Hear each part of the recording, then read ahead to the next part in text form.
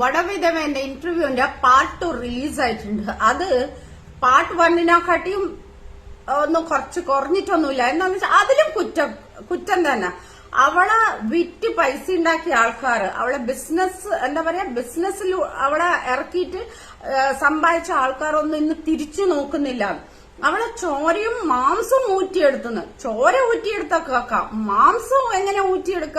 അപ്പോ മാംസം എന്ന് പറഞ്ഞത് എന്താന്നുള്ളത് സാമാന്യ ബുദ്ധിയുള്ള ആൾക്കാർ അറിയാം. ഇംഗ്ലീഷിൽ ഫ്ലഷ് ഇതെന്ന് പറയുന്നത് എന്ത് ടൈപ്പ് ഓഫ് വർക്ക് ആണെന്നുള്ളത് സാമാന്യ ബുദ്ധിക്കാർക്ക് അറിയാം. ഓക്കെ, അവരൊന്നും നിന്നെ കാലാകാലം ഏറ്റെടുക്കേണ്ട ഒരാവശ്യമില്ല. ബിക്കോസ് അവർക്ക് ബിസിനസ്, അവർക്ക് പൈസയാണ്. സോ അവര് നിന്നെ കൊണ്ട് ഉണ്ടാക്കി, അവര് നിനക്ക് അതിനുള്ള കൂലിയും തന്ന് നിന്നെ വലിച്ചെറിഞ്ഞ് ടിഷ്യൂ പേപ്പറാണ്.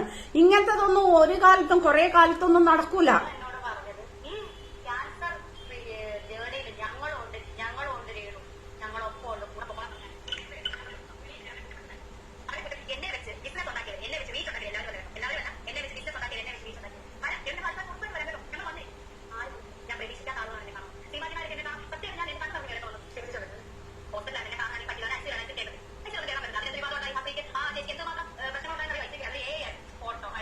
അല്ല, സീമാജി നായർക്ക് പ്രശ്നങ്ങൾ നമ്മളല്ലല്ലോ ഉണ്ടാക്കിയത്.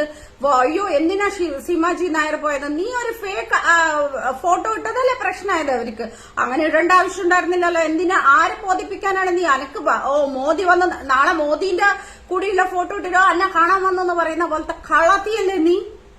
കള്ളത്തരത്തൂടെ സിമ്പത്തി ഉണ്ടാക്കുന്നവളല്ലേ നീ?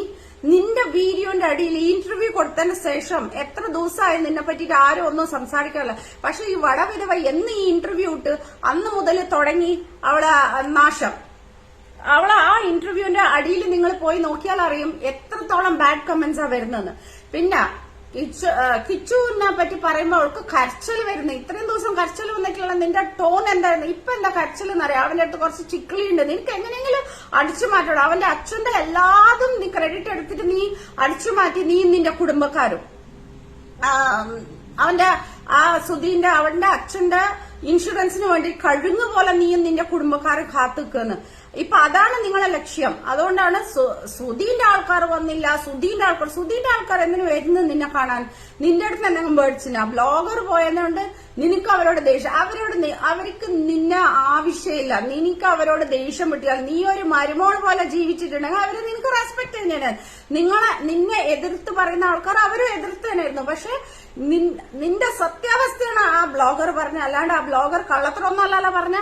കിച്ചു ഡ്രഗ്സിലാണ്, ലഹരിയിലാണെന്നെല്ലാം പറഞ്ഞല്ലോ. നിന്റെ ലഹരി ഞാൻ കാണിച്ചു തരാം.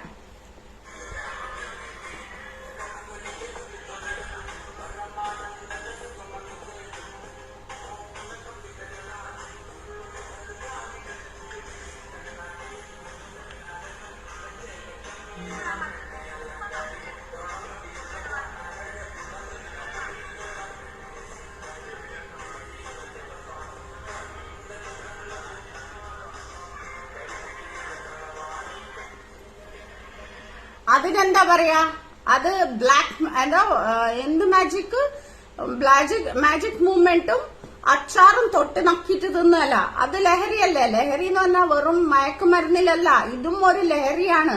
ഇതെല്ലാം കാട്ടിക്കൂട്ടുന്ന നിന്നോട് എന്ത് മര്യാദയാണ് ആ സുധീന്റെ വീട്ടുകാരെ തരേണ്ട?